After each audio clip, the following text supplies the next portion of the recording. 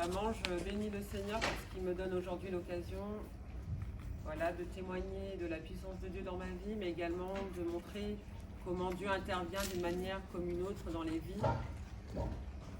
Voilà, gloire à Dieu en tout cas.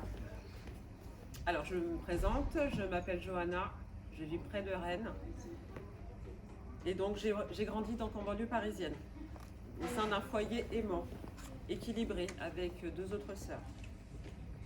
Nos parents étaient catholiques, mais comme on dit communément, n'étaient pas pratiquants. C'est-à-dire qu'ils se rendaient donc à l'église de manière épisodique lors de grandes manifestations comme voilà, donc les mariages, les communions, Pâques, Noël, mais ils n'étaient pas pratiquants dans leur vie quotidienne.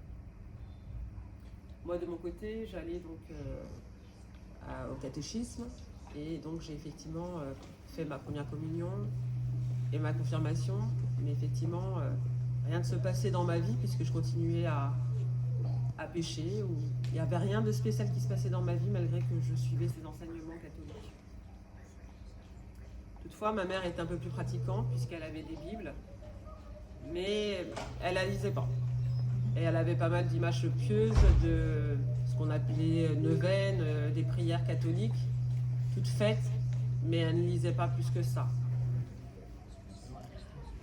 Par conséquent, on ne parlait pas forcément de Dieu dans ma maison. Cependant, j'ai eu la chance d'avoir une famille unie.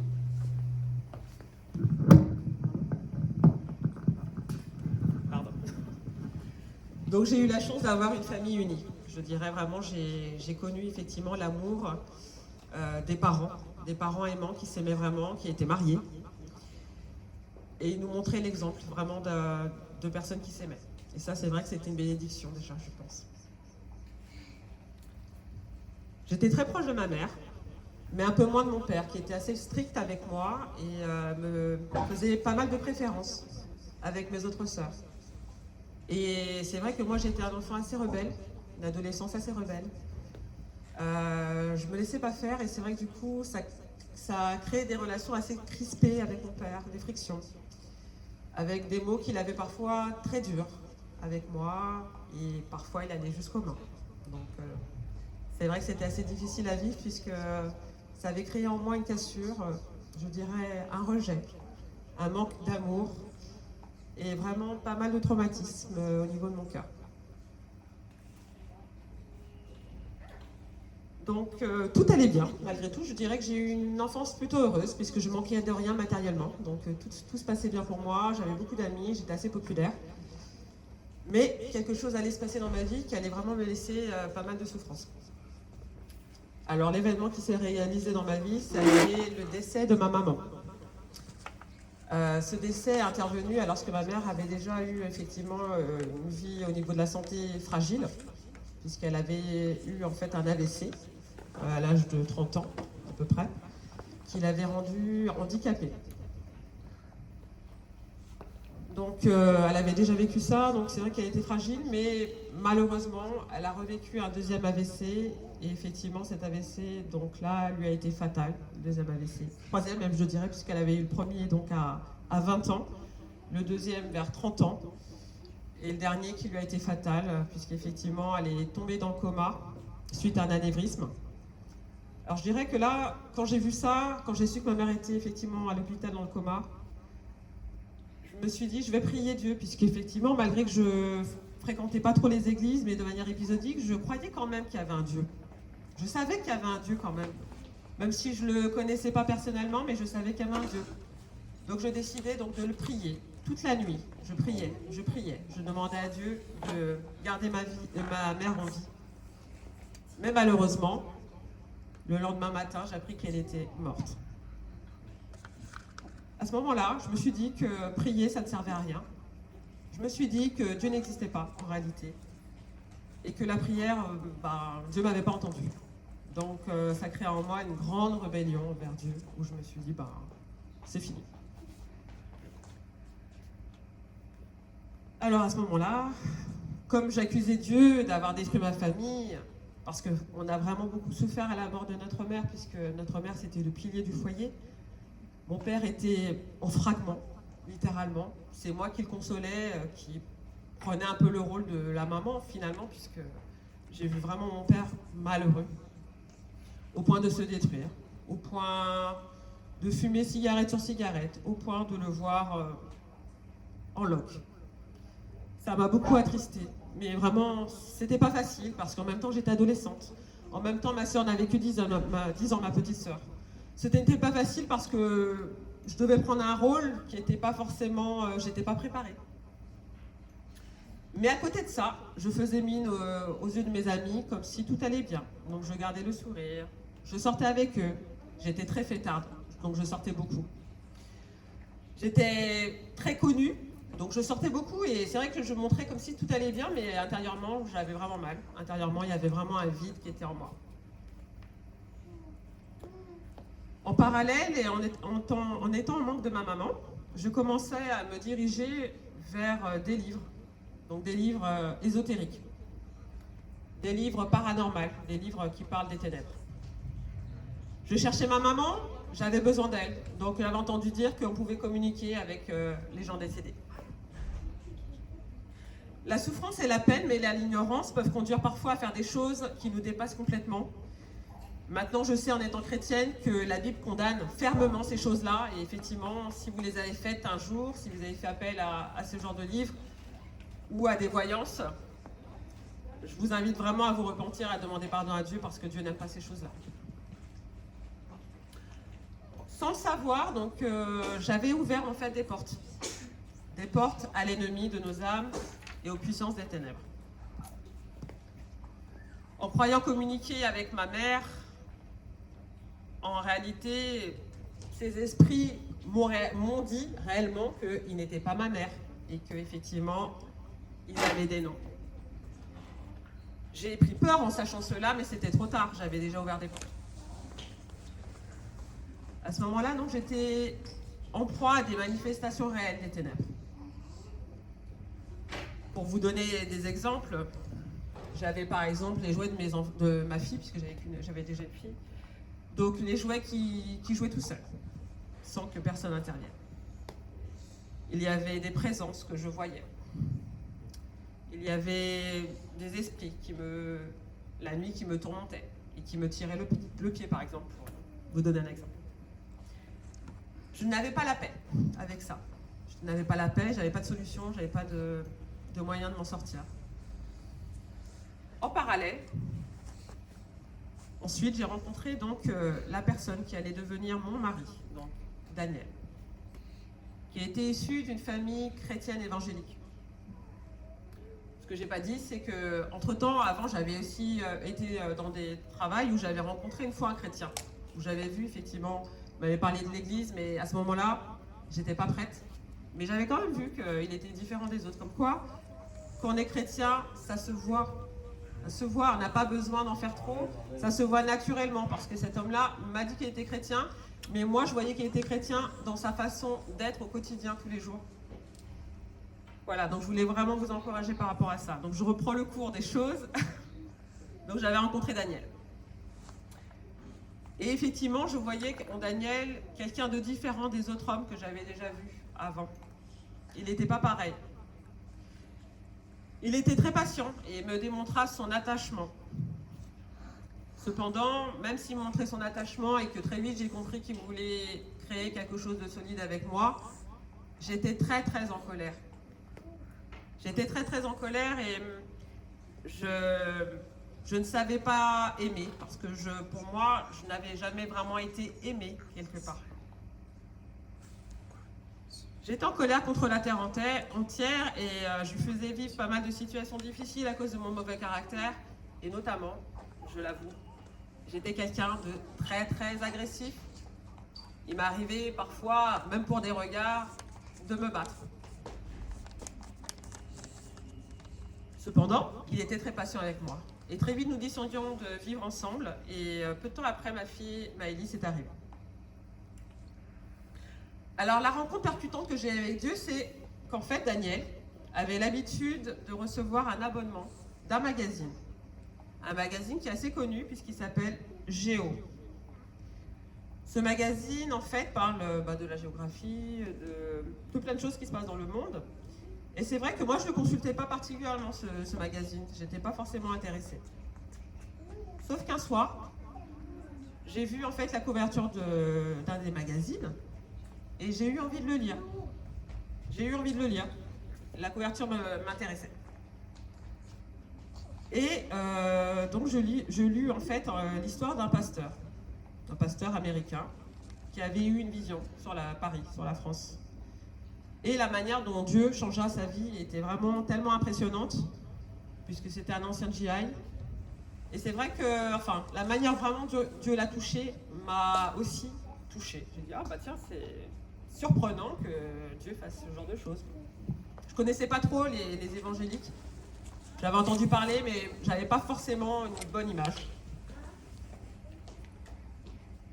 Ce qui était intéressant, c'est que bien que cette lecture m'ait interpellée, j'ai fermé le livre comme une histoire marquante, comme parmi tant d'autres qu'on peut lire dans des magazines, des témoignages parmi tant d'autres. Donc je l'ai refermé. Et c'était pour moi, c'était terminé. Sauf que le lendemain matin, donc je devais aller à un nouveau job. Et en allant dans ce job-là, je marche dans les rues. Donc c'était une ville que je ne connaissais pas, mais donc j'avance, je cherche le travail en question, la rue. Et chose surprenante, je tombe devant l'église que j'avais lue la veille au soir. La même église. Cette église de ce pasteur américain que j'avais lu la veille.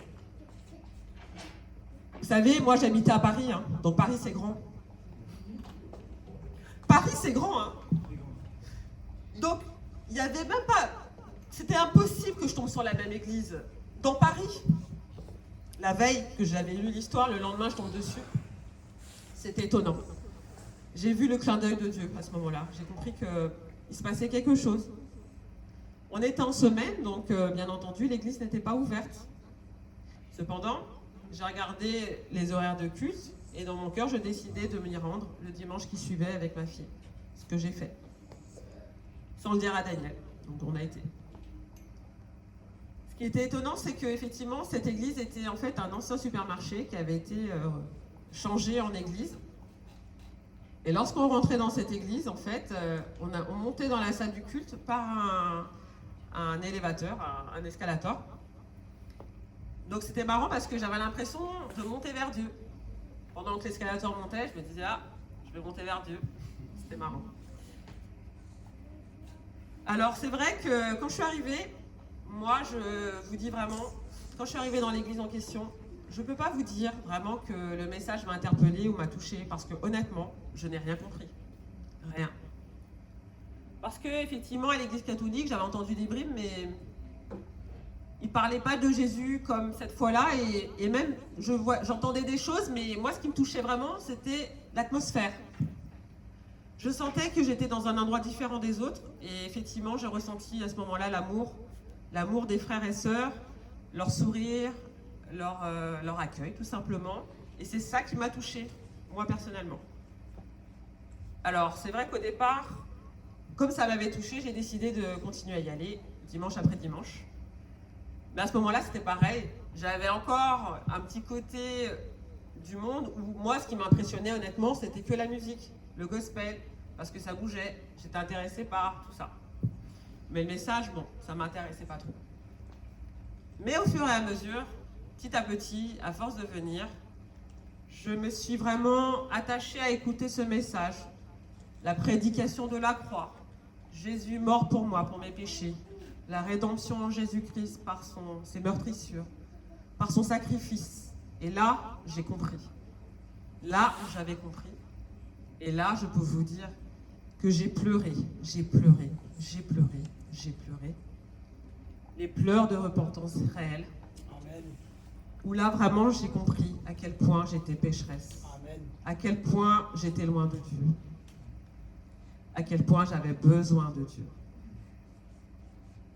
Il fallait à tout prix que je donne mon cœur à Jésus et ma vie pour être réconcilié avec lui. Ensuite, effectivement, je continue à y aller. Daniel nous voyait aller, mais après il nous a rejoints dans cette église. Ensuite, donc je dirais à peu près 1 an après, je me suis baptisée. Alors c'était des combats, hein. Vous voyez bien, j'ai mis 1 an avant de me baptiser parce que j'étais encore tiraillée entre le monde, Dieu, tiraillé entre ces choses. Si bien que même, je vous avoue que j'ai été en boîte de nuit, même après, continuer à aller à l'église.